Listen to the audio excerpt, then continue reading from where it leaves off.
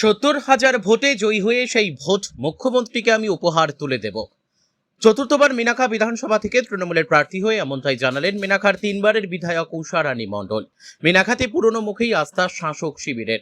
২০১১, ২০১৬ ও ২০২১-এর বিধানসভা নির্বাচনে তৃণমূল কংগ্রেসের বিধায়কের দায়িত্ব সামলেছেন উষারানী মণ্ডল। মিনাখা ব্লকের ৮টি গ্রাম পঞ্চায়েত ও হারোয়া ব্লকের ৪টি গ্রাম পঞ্চায়েত অর্থাৎ মোট ১২টি গ্রাম পঞ্চায়েত নিয়ে গঠিত বিগত বিধানসভা ভোটে নিকটবর্তী প্রতিদ্বন্দ্বী জয়ন্ত মণ্ডলকে ৫৫,৮৩০ ভোটে হারিয়ে জয়ী হয়েছিলেন উষারানী মণ্ডল। পাশাপাশি ২০২৪-এর লোকসভা নির্বাচনে প্রায় ৭২,০০০ ভোটে মিনাখা বিধানসভায় লিড ছিল শাসক দলের।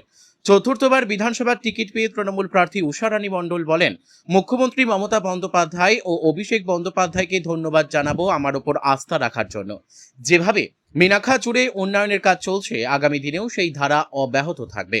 অপরদিকে উষারানী মণ্ডলের স্বামী তথা মিনাখা বিধানসভা তৃণমূল কংগ্রেসের চেয়ারম্যান তথা উত্তর ২৪ পরগনা জেলা পরিষদের পরিষদীয় দলনেতা মৃত্যুঞ্জয় মণ্ডল বলেন, বিদ্যাধরী নদীতে কেমিক্যাল যুক্ত জল মিশে দীর্ঘদিন ধরেই ক্ষতির মুখে পড়ছেন মৎস্যজীবী থেকে শুরু করে মাছের ভেড়ির মালিকরা।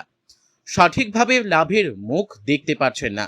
আমি ব্যক্তিগতভাবে সুন্দরবন উন্নয়ন বোর্ডের সঙ্গে বিষয়টি নিয়ে আলোচনা করেছি, যাতে বিদ্যাধরী নদীর জলকে প্রস্তুত করা যায় এবং আগামী দিনে নদীকে পরিশ্রুত রাখার জন্য সব রকম চেষ্টা করব। পাশাপাশি তিনি এও বলেন, আইএসএফ নেতা কর্মী ও সমর্থকরা কিছু ঝামেলা গন্ডগোল করার চেষ্টা করছেন। তাদেরকেও বলবো, যেভাবে শাসক দল উন্নয়ন করে চলেছে দিনের পর দিন তারা বুঝুক, শাসক দলের গুরুত্ব সম্পর্কে জানুক। কারণ আইএসএফ বা বিজেপির কোনো রকম ভবিষ্যৎ এই বাংলায় নেই। তাই মূল প্রতিপক্ষ হিসাবে কাউকেই এখনো মিনাখা বিধানসভাতে দেখা যাচ্ছে না। যুদ্ধের মাঠে কাউকেই খুঁজে পাওয়া যাচ্ছে না।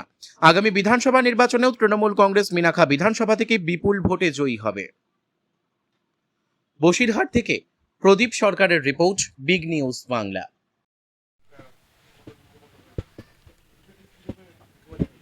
দেখুন, ওটা হাড়োয়া যে ব্লক 2, এখানে কোনো অনেকে বলছে যে সমস্যা আছে, কিন্তু কোনো সমস্যা না। কালকে যে গণ্ডগোলটা হয়েছে এটা ব্যক্তিগত গণ্ডগোল, ব্যক্তিগত পারিবারিক গণ্ডগোল, এবং সেটা আইএসএফের কিছু ছেলেরাই এই গণ্ডগোলটা করেছে তাদের নিজেদের মধ্যে। আমাদের দলের সঙ্গে এর কোনো সম্পর্ক নেই। এই গণ্ডগোল মূল প্রতিপক্ষ আমি কাকে ভাববো এখন বুঝতে। বাংলার মুখ্যমন্ত্রী, সর্বপ্রথম বাংলা মুখ্যমন্ত্রী মমতা ব্যানার্জির চরণে আমার শতকোটি প্রণাম। রাজ্যের সাধারণ সম্পাদক অভিষেক বন্দ্যোপাধ্যায়কে অসংখ্য ধন্যবাদ জানাই।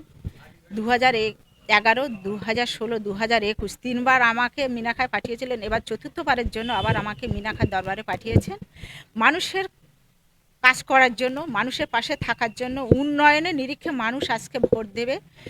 মানুষ 2026-এ বিধানসভায় 70,000-এর অধিক ভোটে মিনাখা বিধানসভা জিতবে। এই 70,000 ভোট বাংলার মুখ্যমন্ত্রী মমতা ব্যানার্জির হাতে আমি তুলে দেব। মমতা ব্যানার্জি চতুর্থবারের জন্য আবার মুখ্যমন্ত্রী হবেন। 200-র অধিক আসন নিয়ে আবার বাংলার মুখ্যমন্ত্রী মমতা ব্যানার্জি চতুর্থবারের জন্য। এলাকা উন্নয়ন হচ্ছে 2011 সাল থেকে। আবার দিদি যে উন্নয়ন করবেন, আমি নিশ্চয়ই সেই উন্নয়নের ডালি নিয়ে আবার মানুষের কাছে পৌঁছাবো।